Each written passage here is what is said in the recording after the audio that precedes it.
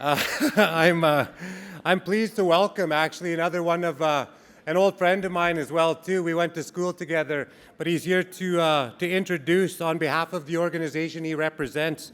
I'm pleased to introduce to you one of the directors at the Health Quality Council. Please join me in welcoming Patrick Palestine.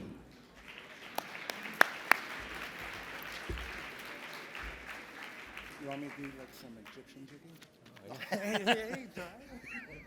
I just asked if I could do some Egyptian jigging, but anyone who's seen me dance knows it's not a good thing for anyone.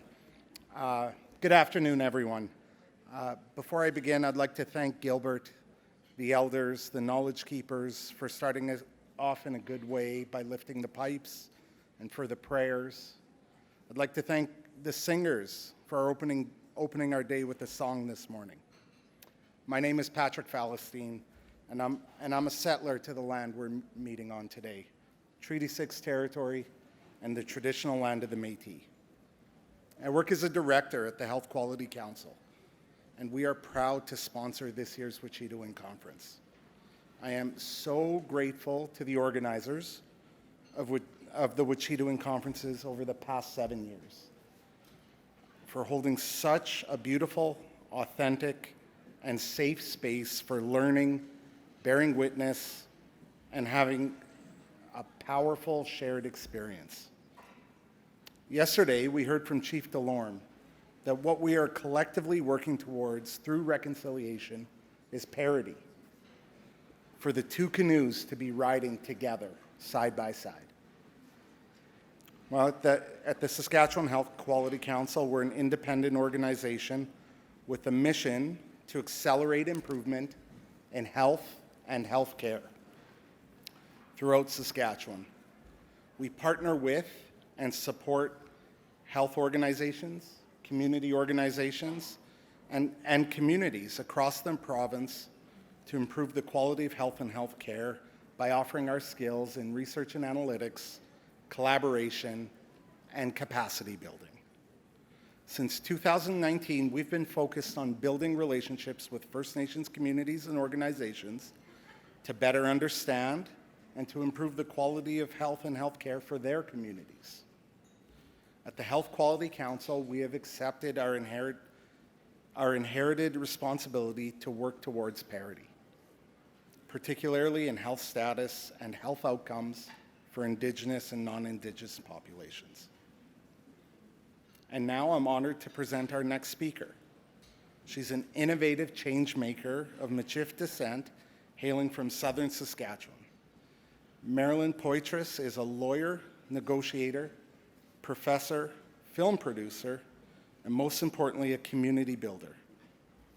Recognized for her expertise, she's the recipient of the YWCA Woman of Distinction Award, a Regina Métis Women's Award, a Saskatchewan Centennial Medal, and the National Aboriginal Land Managers Association Recognition Award, combining her law degrees and the teachings from traditional knowledge keepers in communities all over the world. Marilyn is paving the path to an Indigenous language of design thinking for social change.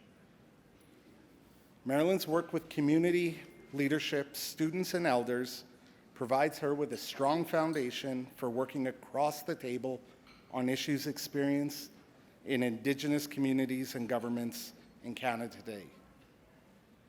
She's worked with federal, provincial, and Indigenous levels of governance, and she's played a role in education for all parties in many areas. Marilyn previously served as the director of the Indigenous Law Center at the University of Saskatchewan. Marilyn's education includes the Native Law Center's summer program, an LLB at the University of Saskatchewan, and LLM at Harvard Law School. And she continues to learn Indigenous laws from elders and the land.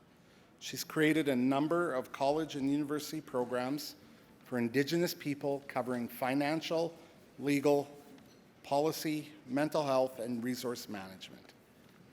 And without further delay, I'm pleased to introduce Marilyn.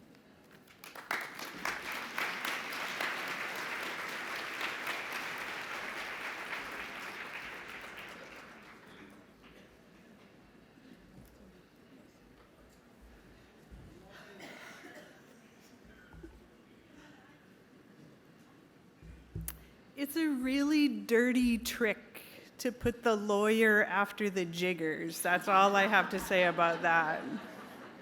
Get your hopes up, get your blood pumping, get you feeling like you could dance a tune or two, and then say, and now we're going to hear from a lawyer. So before you all nod off, I'm going to try to keep some time here. Thank you for the gift. I take an offering of tobacco very seriously. I will put this down in honor of Wachituin. I will put this down in honor of all the lessons that I've learned as I've participated in Wachituin since its inception, mostly as a student. I want to start my presentation with a lesson that I learned yesterday from the youth panel.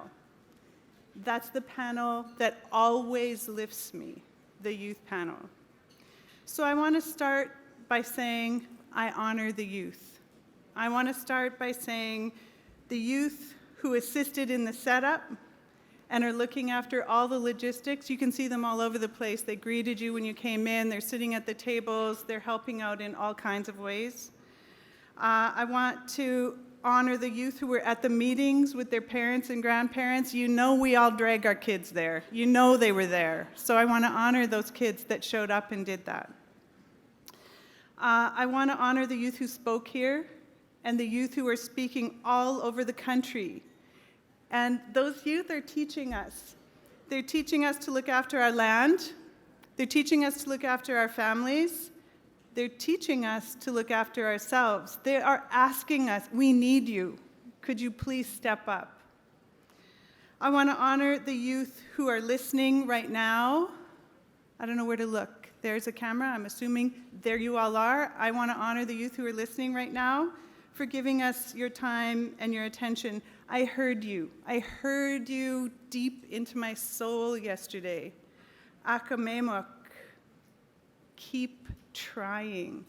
Just imagine if every morning when I wake up, I say, Nanaskaman Anochka Gisagak. I am so grateful for one more day to walk on Mother Earth. I was taught by my teacher to start every day like that. If you start every day with something so simple, Akamemak, keep trying, try to lift the blanket off, try to pick your head up, try to have a shower, try to get dressed, try to go to another Zoom meeting. I heard the youth say, put down cedar.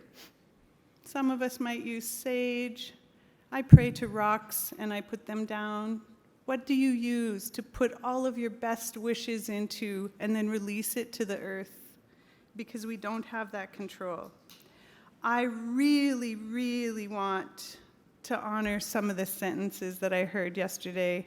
I want to be the teacher I wish I had. Oh my goodness. I want to be the teacher I wish I had. That is a goal. I want you to support the youth to make mistakes because we're going to make mistakes. I would like you to support the sort of 50 to 60 crowd that I fall into to make those same mistakes, but I am going to support us starting with the youth. I want to support and acknowledge and honor that the youth said, youth lead youth. I cannot tell you how many times as a law professor that I've had to say to people applying to law school, could you please not ask law students what the application process is? Because they fill out the application, but they don't assess it or review it or understand it, but they go to each other. My children, I have 4 children. Between my husband and I, we have 8 children. And as my children are growing up, and they hit sort of puberty, I say, you don't get advice about sexual activity from your colleagues. That's not the place that you get advice about sexual activity. Please ask a professional or somebody who's been through this system, okay? And I want to support that the youth asked clearly yesterday if they can create their own traditions. You absolutely can. If I can give permission slips ever, it would be that. We don't shame you for not knowing language. We don't shame you for how you dress. We honor. Mio opigina wasawin. You lift with love. You lift with grace. You lift children. So start your own routines, start your own traditions, teach them to us. Teach them to us so we can all learn from that. So this qiṱīwin is something else. We were talking about the first qiṱīwin and hoping we could get, I think April said to me, please, will 200 people show up? We'll be downstairs. Well, I hope, that whole feeling of how many people are going to show up. And the second year, when it was getting a bit larger, and the third year, people were still really stuck to their tables. And look at how comfortable we've all become. The speaker didn't show up. Can we have some volunteers? Yeah, we can have some volunteers. Of course, they're our leaders. Of course, they're the residential school thrivers. Of course, they're the people who are showing us their best sides that show up. I would say this is a space where I learned about ethical space. This is a space where I heard Willie Ermine speak about ethical space for the first time. And he talks about that place where we'll meet, and I won't bring my baggage, and you won't bring yours, and we'll find a place where we can both talk about things that we could actually learn from each other. Congratulations, qiṱīwin. I think we've created an ethical space. That's a huge, huge thing.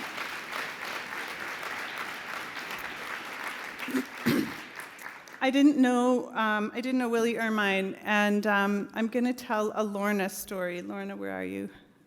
I don't mean to steal this. This is not my story. This is Lorna's story. But she was, I told Willie Ermine I would be a roadie if he was a rock star. Like, I would carry the speakers in, I would do whatever, because I wanted this to be my calling, creating ethical space. And she said, do you know how hard that guy is to find? We were looking and looking and looking for him. He was supposed to come. We wanted him to participate. And Eugene and I were driving home, and there he is, putting potato chips across the highway because there was a bear that was loose, and he didn't want her unsafe there. And I was like, of course my hero can take potato chips to make this bear safe. Potato chips aren't good for you. I'm not recommending that. But he knew what to do. So I want to say I am honored to be in an ethical space with all of you today. Okay, let's get going here. This is a quote from Viktor Frankl, and if anybody has read Man's Search for Meaning, this is a Holocaust survivor, and he had this to say: "For what then matters is to bear witness to the uniquely human potential at its best, which is to transform a personal tragedy into a triumph, to turn one's predicament into a human achievement." Did you see the survivors that spoke before lunch? Did you hear them? We're living that. We're not just dreaming it. We're not just hoping for that.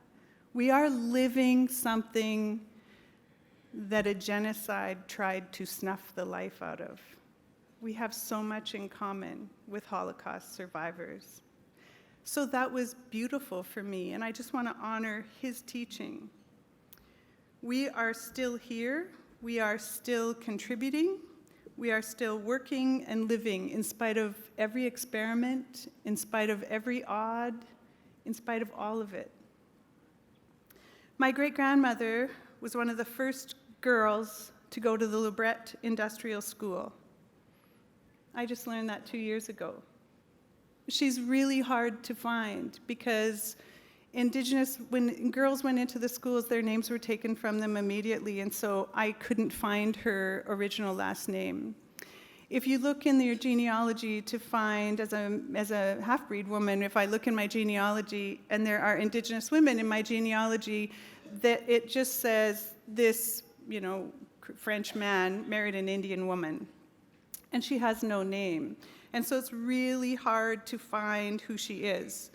So she goes into Libret when they very first start taking girls into the school. I cannot, and I do not try to imagine what that was like, because it would have been as terrible as your worst nightmare. I know it. So I don't try to imagine that. Instead, I think about the fact that my grandfather and my father came from her. I think about the fact that I exist because of her, and in spite of everything that would have happened to her, that I am here. I think about that often. I think about the language that was retained. I was very lucky to be raised around Michif language. It was constantly around. It was you know, we had jigging always at parties on the weekend with my family. Horseshoe pit outside, the women cooking inside, and always fiddle music playing. I think about everything she witnessed, and I think about what my family witnessed in their lifetime, despite all of that. Bearing witness. Without realizing it, our very act of being together, witnessing, influences us and those around us. To see, wapahta, listening, nitohtah, smell. Smell is one of our strongest memories. Smell, pasowin. Touch, sâhmin. To know or perceive, nistohtamowin. This is all, in fact, just an act of looking in the mirror. That's what we do. We're looking in the mirror as we see each other. If you saw something beautiful in the last 2 days, that's a mirror being held up to your life for you to honor something beautiful in your life.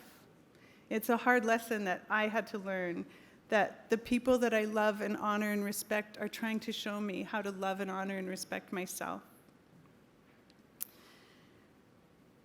What we witness forms who we become.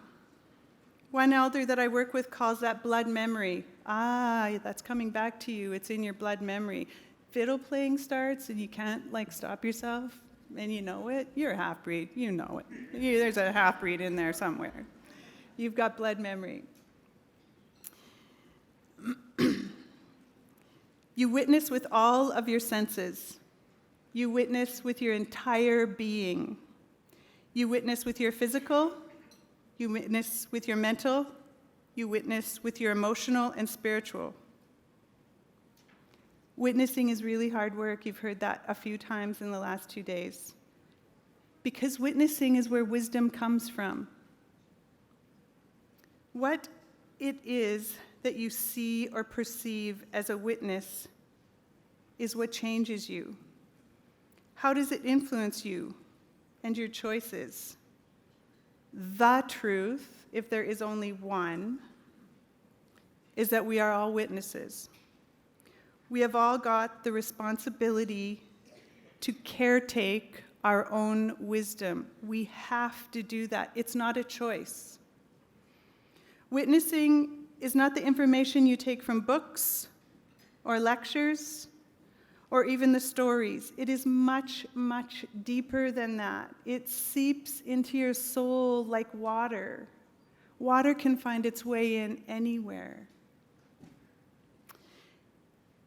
Witnessing becomes something you can't unknow. Sometimes it's so deep it starts like an invisible seed, but it germinates inside of you. It takes root and then it flowers throughout your life, and then it becomes your life. Witnessing can come from something as simple as qiyoge-win.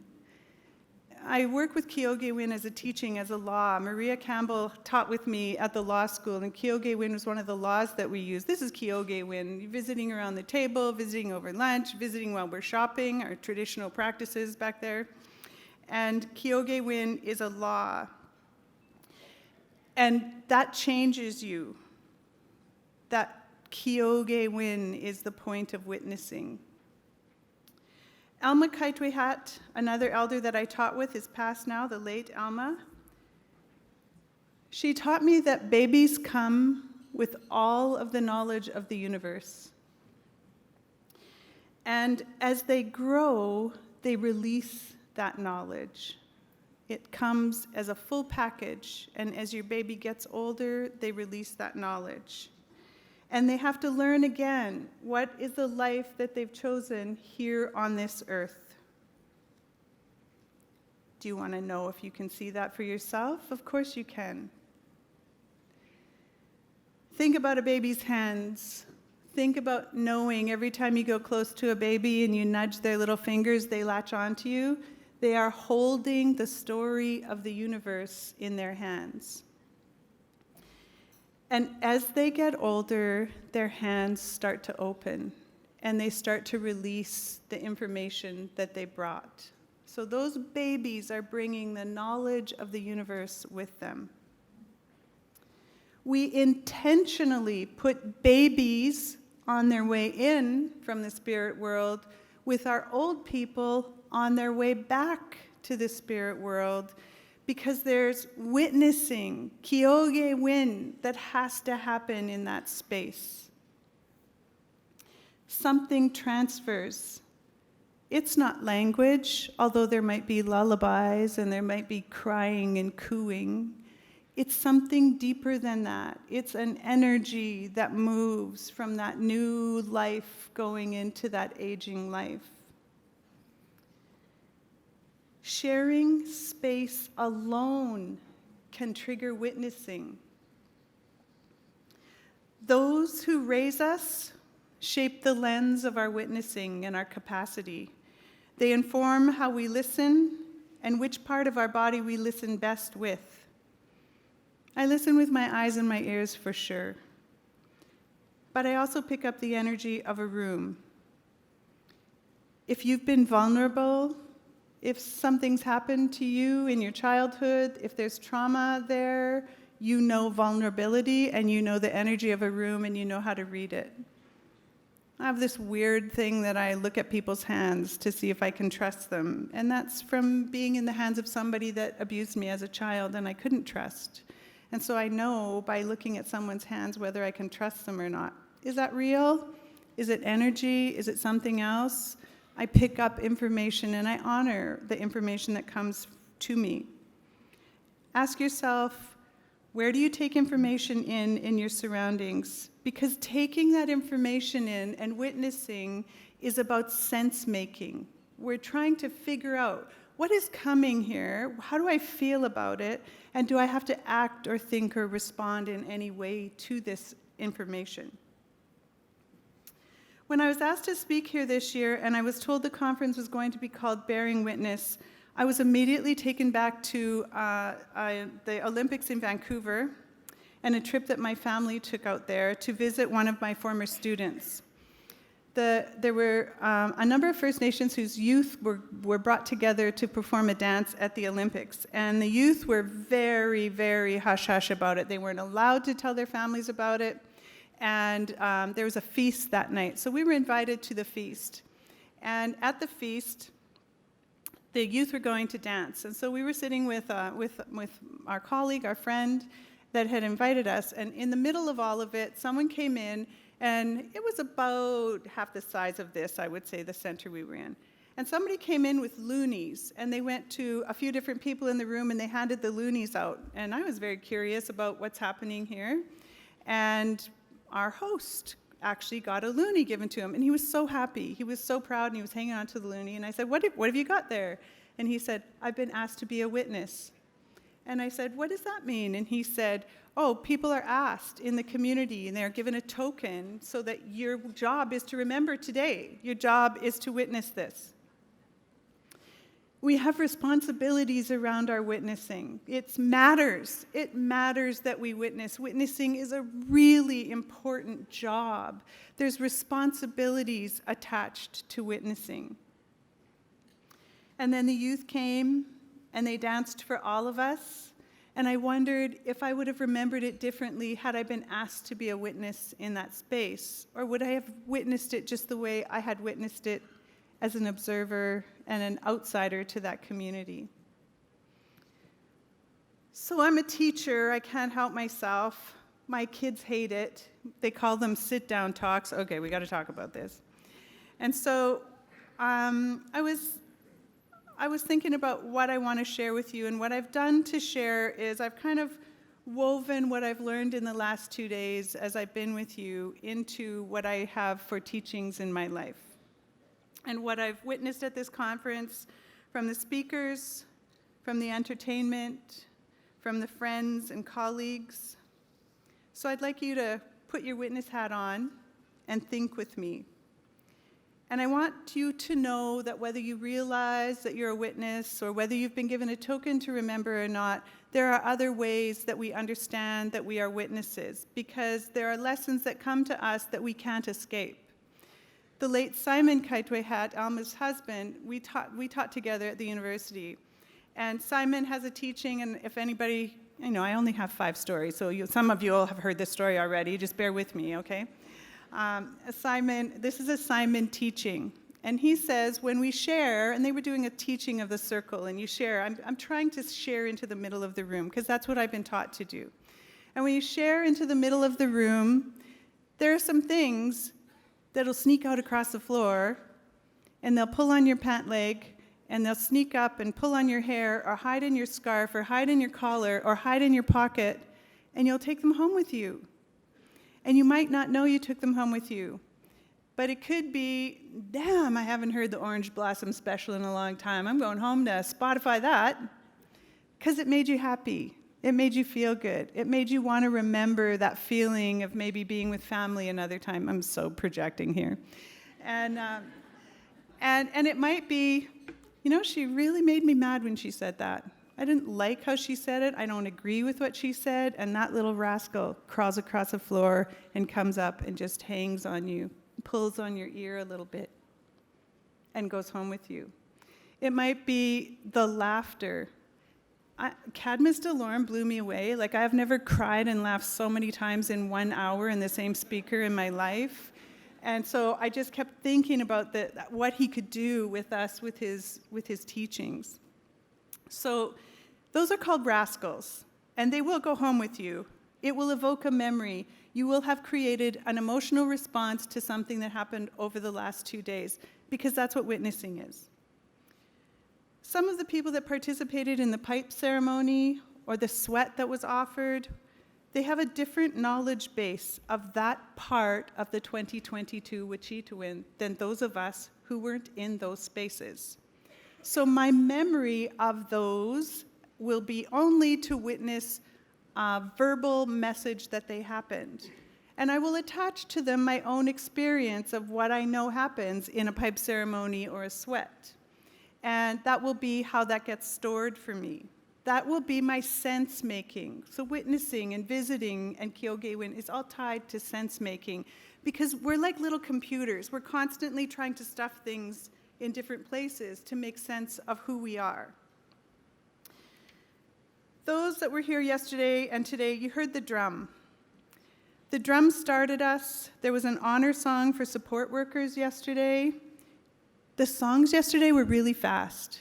I've been around a lot of, my husband's owns Sweetgrass Records, and so he produces indigenous music. I've been around a lot of powwow and round dance music, and it was really fast. It was almost tea dance fast, okay? It was fast music yesterday.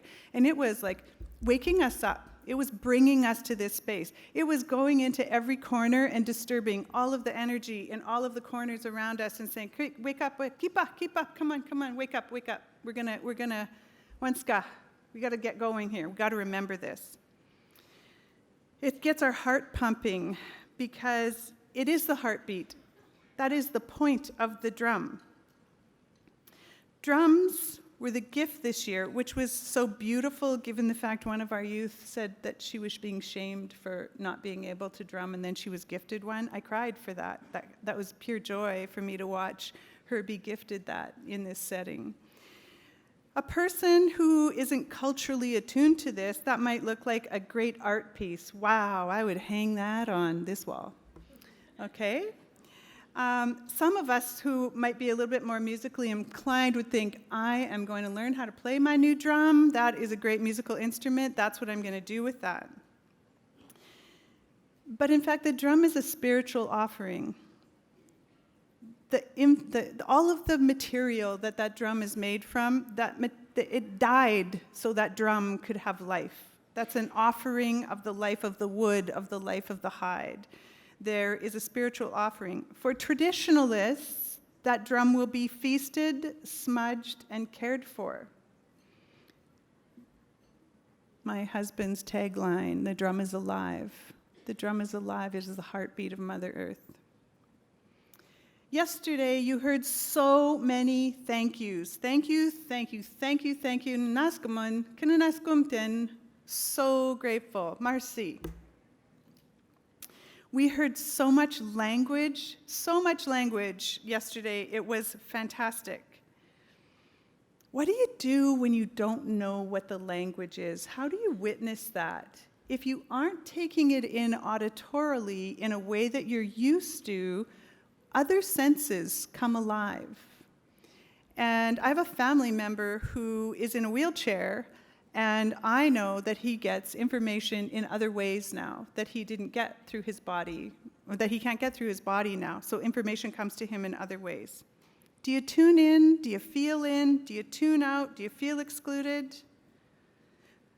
Part of the colonial experiment from inception, this isn't an accident, this is planned, this is part of what you do to break down a system, is to steal the mother tongue.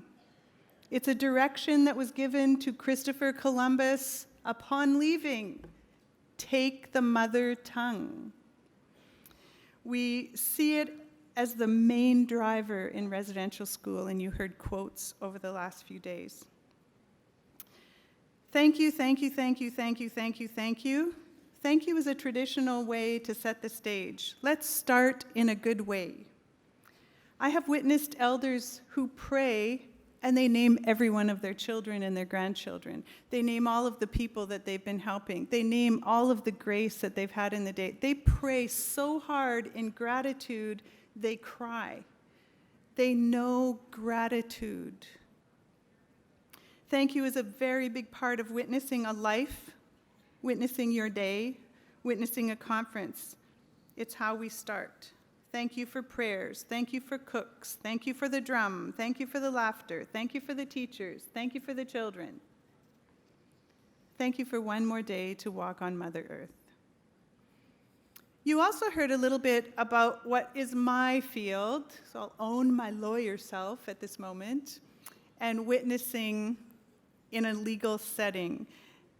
My husband's very traditional, and very traditional people don't talk directly to issues. They talk a little bit over here, and then they come back, and a little bit over here, and then they come back. And when I need a decision made, and I'm a half-breed, okay? I'm like this bossy woman. And I will say, Ted, witness, just give me the answer to, are we going to do this, or are we going to do it later, or when are we going to do that? So we have this joke between us, and he'll say, I'm not your witness. I don't have to tell you that directly. So we've got this idea of what a witness is. And so as my legal training, you heard Murray yesterday say, a witness in a legal process is the driving force of the justice system. That's the words he used yesterday. And he gave us some examples. Weddings are another place we have witnesses, and that's legal as well. You can go to Vegas and get strangers to witness, or you can stay here and get a whole bunch of friends and family to witness, right? There's ways to do that. We listen to witnesses in our courtroom to assess the truth. That's what we do in courtrooms. We're assessing the truth. I learned a few years ago in an academic study about lying. This is so interesting. I want you to hear this. I went to a conference on storytelling, legal storytelling. Thank you so much. I'm talking too much. He's saying, take a drink.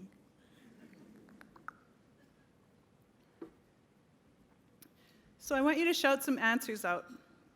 It is the job of the court to determine if this person is telling the truth or not. We don't like to say if they're lying. We like to say, are they telling the truth? What is the credibility of this witness? So shout some numbers out. If you're sitting and listening to someone talking, and at the dinner table, let's start at the dinner table. How often do you think you know if they're lying? Use percentages. 90, I heard. Half, did I hear 50? 50% of the time. Anybody else? 80% of the time? 35% of the time? It turns out that at the dinner table, and we have all lied at the dinner table, I started there on purpose. It turns out that you know about 50% of the time if somebody is telling the truth or not, or if somebody's lying. Okay, now I want you to be a trained professional, a judge, a jury. I want you to be that person isn't there a television show that says, lie to me? Wasn't there a show about that? There was a television show about that. People trained. I'm going to see if you sweat. I'll watch the direction your eyes go. I'm going to watch the flinch and the tick in your face. Those people sitting, listening to somebody speak, I want you to tell me how often they know if someone's lying. 65? 70? 20? 60? Oh, the 90 disappeared, right?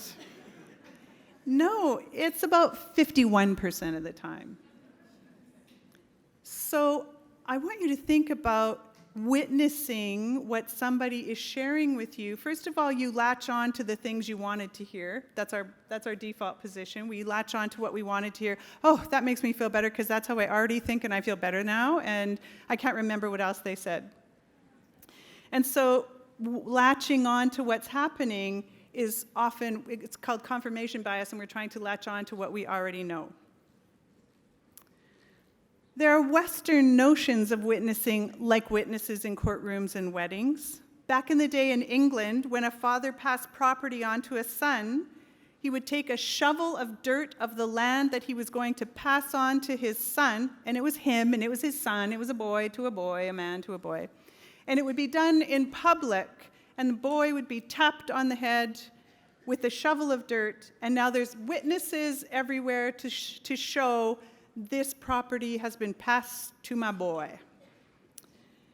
I don't think he hit him really hard on the head, I don't know, but that was sort of the motion that was working at the time. This is coming from a country that has another very interesting rule. So that's property transformation. We have land titles now, but it's kind of the same thing. We have a public way to record, to witness how property transfers. There's another rule that comes from across the water, and that's the rule of thumb. The rule of thumb. How many of you say, well, the rule of thumb on that is, and the rule of thumb on this? Nowadays, most people know where that rule comes from, but I will share again that the rule of thumb in traditional English teachings is that you can only beat your wife with a stick no bigger than your thumb. Now, why am I, why is right? Why would I raise that here? I'm raising that in a room where we talk about intergenerational effect and intergenerational trauma. And I don't want anyone who is Indigenous to go home and think it's just us. It's just not. We have all been colonized. We have all been traumatized. We all carry colonization around with us. It's a rascal. You go home, it's in your purse, it's in your wallet, it's in your television, it's everywhere. In law, we also have some interesting rules called the thin skull rule. And the thin skull rule means that it makes the defendant, so when a claim is brought, the person that makes a claim against you is called the plaintiff. The person defending themselves is called the defendant.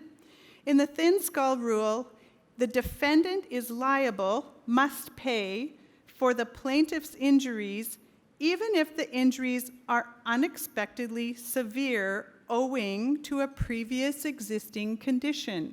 So, yeah, okay, I almost ran this person over, but what? They fell backwards. They're in therapy for months and weeks, and this is ridiculous. I barely hit them. Doesn't matter. This is a very old rule, and it's a precursor for what we now own as PTSD. That's that trauma that stays with us and affects how we witness and experience our worlds. We know that judges that hear cases are traumatized as well. This does not belong just in the domain of Indigenous people. If a judge hears a case on child pornography, in order for the evidence to be admitted into trial, that judge has to witness every single tape, every single thing that is produced to show that this person had a stash of child pornography. You cannot wash your brain of that. There is trauma that comes in that level of witnessing. I believe it impacts them. Murray Sinclair talked about selecting witnesses for the Truth and Reconciliation Commission, and Brenda Reynolds talked about how to support what kind of witnessing happens when we unleash such a truth of such magnitude that we have to have support in the wings waiting to hold it with us. Witnessing that has been silenced and released is a medicine, a healing we can all support and participate in. Nigan, Murray's son, then talked about the earth as a witness and how to hold what we witness, and that you can only witness for so long and then you have to dance. I love that. I love thinking about that. And then you have to dance. Not you have responsibility, get out there, carry it with that. Then you have to dance. That's so beautiful. Who doesn't want to dance?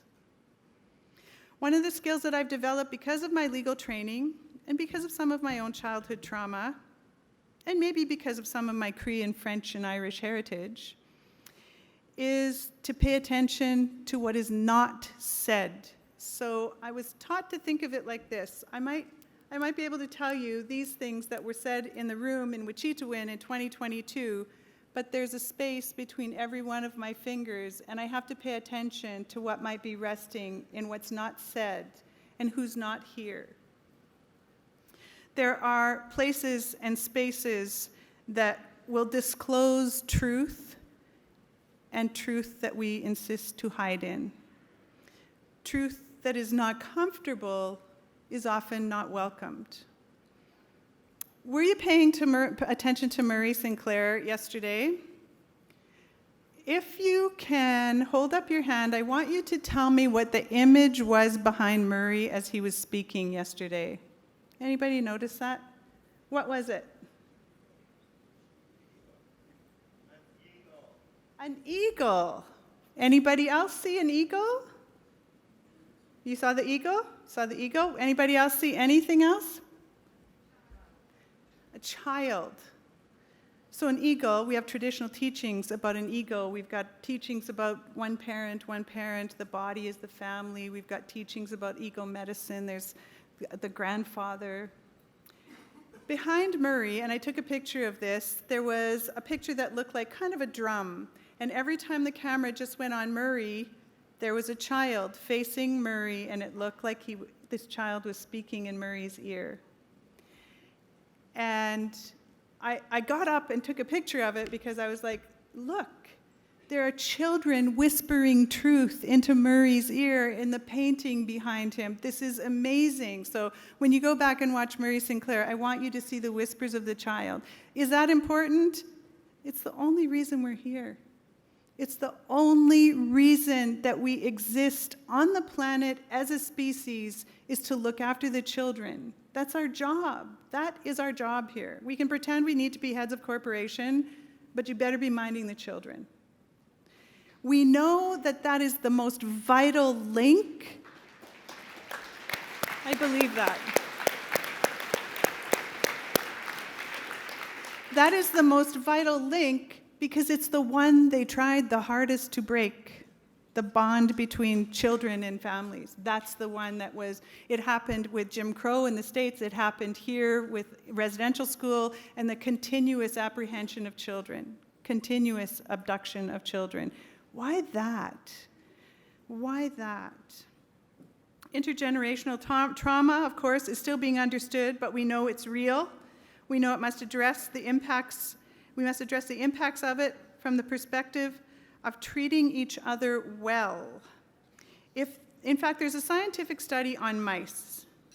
I want you to think about intergenerational trauma. There's a study on mice, and what they did was they took these little male mice and they exposed them to the scent of cherry blossom, and then they shocked them every single time they exposed them to cherry blossom. And then a few months later, they put these mice they hooked these mice up on a date with a girl, and they got the girl pregnant. And they took the cherry blossom smell away, and the babies are raised. And then they started reintroducing the smell of cherry blossom into the cage. And those baby mice that had never been shocked at the same time, the cherry blossom scent was released into the cage, immediately were fearful and had a reaction to this. They found that they had an extra sensory ability around the smell of cherry blossoms, and that this could continue for generations. Mice, we know the smell of something. You know, when you're with an Indigenous person and a police car drives past, everyone in the car says, there's a police officer. That's a cherry blossom smell. That's what that is. My son's never been arrested, but as soon as he'll say, oh, there's a police car. There's a police car. So it's much deeper than I think we realize it is. Yesterday, Chief Delorme taught us, show your heart before you ask for someone's hand. And then he showed you his humility. He showed you who got his life teachings, gave them to him. He taught us a few laws. Kiyôkêwin, he talked about a bit. Laughter, humility, humor, helium and weighted humor. Cadmus Delorme, this young 40-year-old leader, talked about the women's circle, and he talked about vertical teachings. Those were laws. He talked about them with reverence and respect and humility. He talked about the children at the center. Law is what I do. It's my work as a student in my lifetime. I've spent so much time studying law. I started studying law before I ever went to law school. I was a native court worker in Regina. Then I went to law school. When you think about laws, you think about the black letters that show up. For those of you who are constitutional nerds, and there's probably only 2 of you in the room, but I want to honor all of you. You get a picture of the Constitution. Some of you might get the parking ticket that's on your windshield right now showing up in your mind about what laws are. Rules to protect property and people. But traditionally, those laws were in women's circles, the ones that Cadmus talked about. Children were raised by grandmothers and aunties. The first hunting teacher you had was your cookum. It matters because those laws were created and reviewed and taught and applied, and children would have exposed to all of that at the table, cooking food, eating food, outside, playing. They would have been exposed to the law of self-care, of family responsibility, of community needs. They would have witnessed that with every one of their senses. Now, for the educators in the room, I want to conjure up an idea of Montessori education. So Maria Montessori is an Italian psychologist, and she is going to study, because in Italy, it was much like here, there's a hierarchy, and the rich kids go to school and the poor kids don't, because they're not smart enough to go to school. So she was like, I'm going to study these kids, and I'm going to see, why is that? Why is that the poor kids don't know what they're doing? So she set up a little house, a casa, and she put a little fridge and a little stove and little everything, little tiny pouring things, and she set this place up. And she got children, poor kids, to come in, and she just followed them around. And she would pull things off and show them how it worked, and then she would just sit and watch. And she would witness how they played. She would witness whether they did it together, whether they did it alone. She would witness all of the ways that children were absorbing information. And eventually, of course, once she tests these children, they're testing higher than the wealthy kids. What the heck? How is that happening? It turns out, when you just let children learn, they actually know how to do it, and they don't need you to be telling them how to learn. They just need to be exposed to information and to be allowed to play with it. They are supposed to be allowed and supported in making mistakes. That's what children are supposed to get. Maria Montessori does this. There were no rules about the materials and what would apply to this and what would apply to that. Does this sound familiar to anybody that's got a grandma that does that with their kids?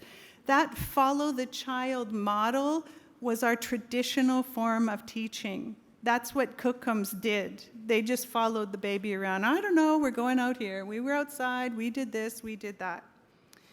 There was none of, Johnny, that's a puzzle piece. Stop taking it to play with the kitchen stuff.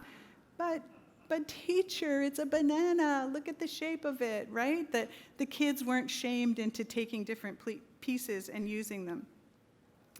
Today, Montessori is primarily a private school that you have to pay thousands of dollars a year to take your children to. There's one in Saskatoon that's got some, it's a public school, part of a community school, but it's primarily poor kids now go to public school, and they get examined publicly. The Montessori method is important here because residential school is modeled on the industrial school model.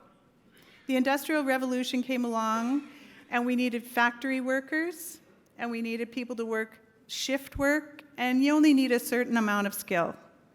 And we're going to teach you those in our education systems, and we're going to take your children away from you and put them in these schools so that you don't have a need to have somebody watching them, and that's where we're going to put your kids. And your kids are now going to learn about 9 to 5, and your kids are now going to learn how to read the instructions on the machines they need to work on and understand how the math works. And so there's a very industrial model. That is the model of residential school. That's primarily the model of education in most of our communities now.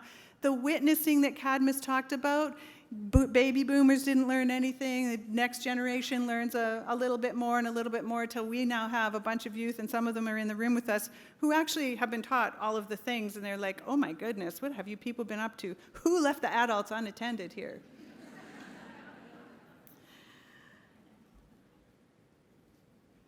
Mio o pasowin, lifting your children in a beautiful, centered, kind way. Children are borrowed from Creator. That could be a tattoo, but if you're not that committed, it could be a bumper sticker, right? We know that. Laws that come from the spirit world are reverberated to us in nature, and then we figure out how to live in accordance with those realities from the teachings of our mothers and our grandmothers' tables. That's where those come from. Murray Sinclair discussed some of that yesterday. He said in the Truth and Reconciliation Commission, they used to select people to come and witness. He talked about how that might work. We know we've got Wasakajak stories that talk about nature. Where are we witnessing those? The traditional way would have been traditional teachings in wintertime storytelling so that we would understand all of the things. Cadmus gave us a great story that all of you are now going to watch dogs and think of a teepee and a bunch of dog tails hanging outside the teepee. Our ochapoes, our oskapoes, our helpers, they are mentored, they are witnesses.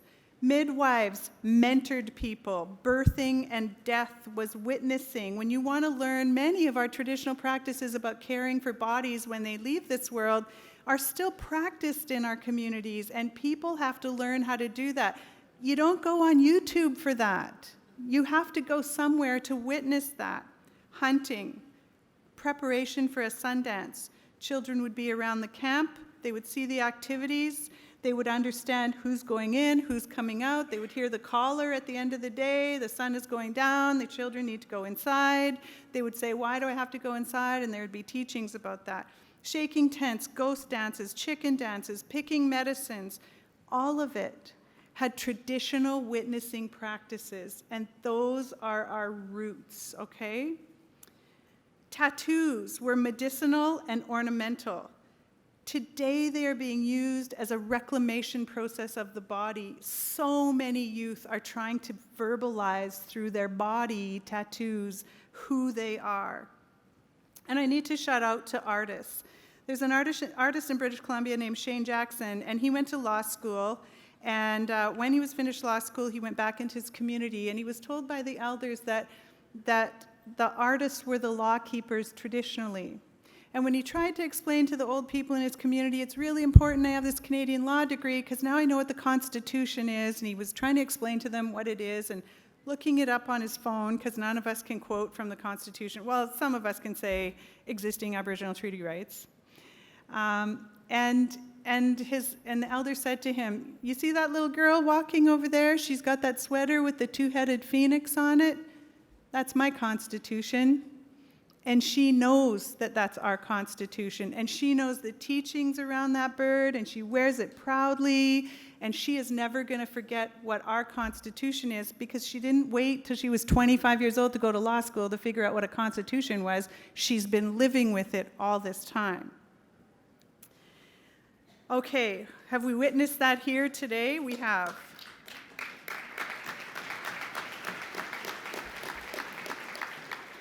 Ribbon skirts are everywhere. What a beautiful, beautiful scene we're in. We see our laws everywhere.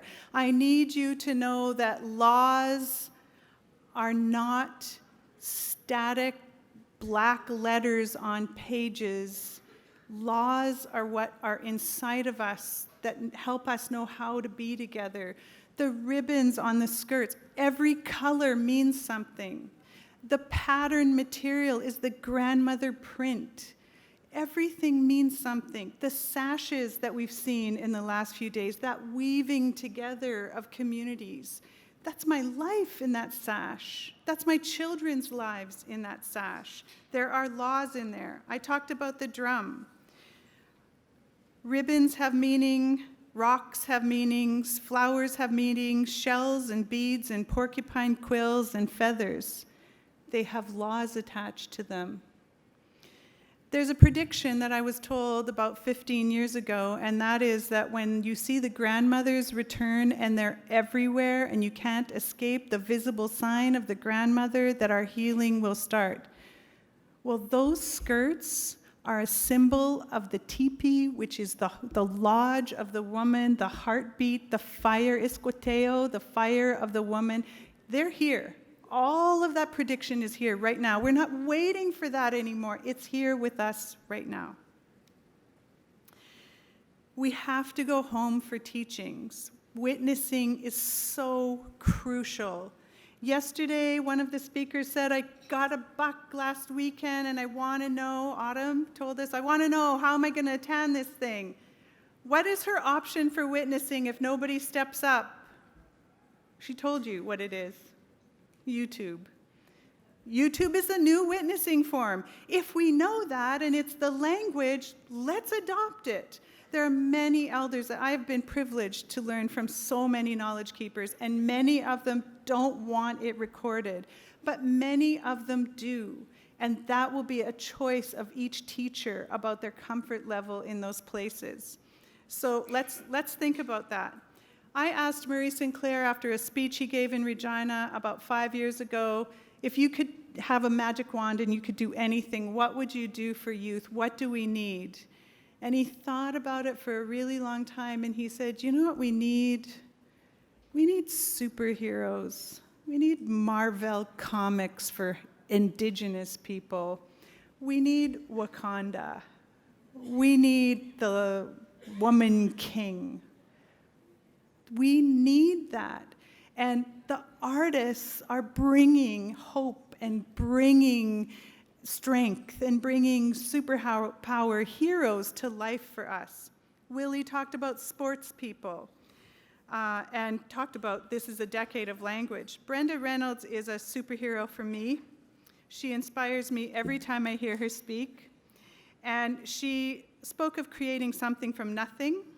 She spoke about filling gaps, not because it's the right thing to do, but because it's the work that has to be done.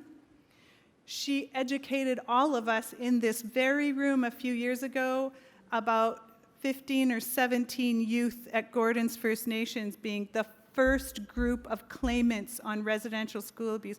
Teenage girls. That is something we need to never forget. Teenage girls did that.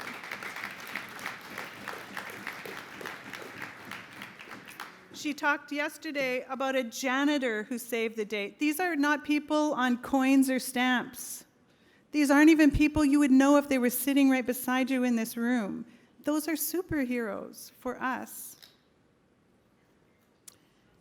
Marie asked us to commit to dancing. She said the TRC asked people to commit to dancing right off the hop. You don't get to just be an observer here. She talked about technology that was available to ensure silence wouldn't continue. She talked about bearing witness like bearing children. Come on. Another bumper sticker. I will be rich from bumper stickers at the end of this wapahta weekend. Let's find our strengths. Let's find our humility. Let's find all of the strengths that we have and honor our obligation to children that she talked about. Merelda talked about missing and murdered Indigenous women. I have a commitment to my 9-year-old granddaughter that by the time she's a teenager, if she Googles Indigenous women, MMIWG will be the last thing that comes up on her Google search, not the first thing that comes up on her Google search.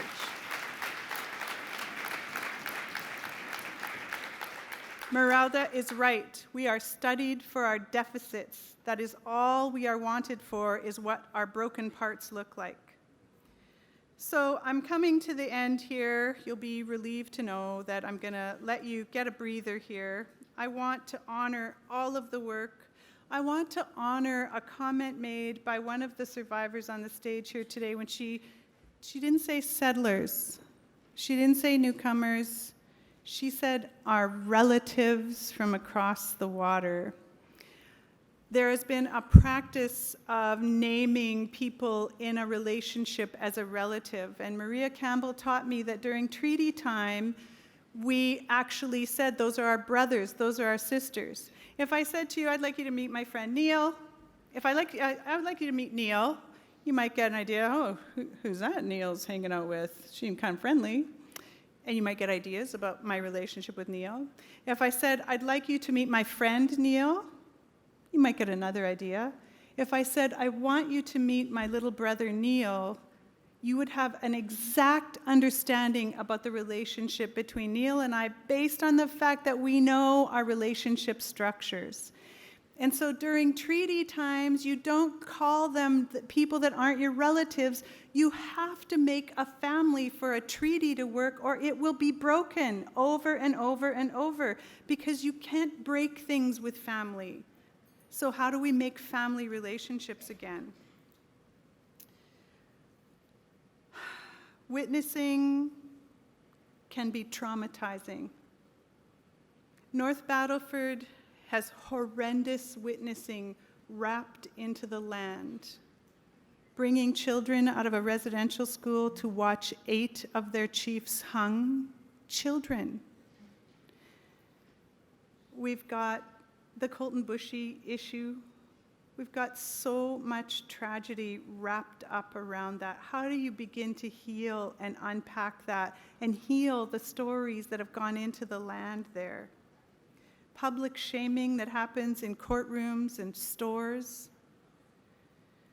How do we leave that and have this experience, this pride, this ethical space be the new form of witnessing? I'm so happy to have participated in this 8th year anniversary of Wachitawin. I'm so grateful for the youth whose future is so bright. You gotta wear shades. I'm so proud of our youth. I'm so grateful to my teachers, and I wish you a very good day. I wish you a very good week, and I wish you well in your new dance. Thank you very much.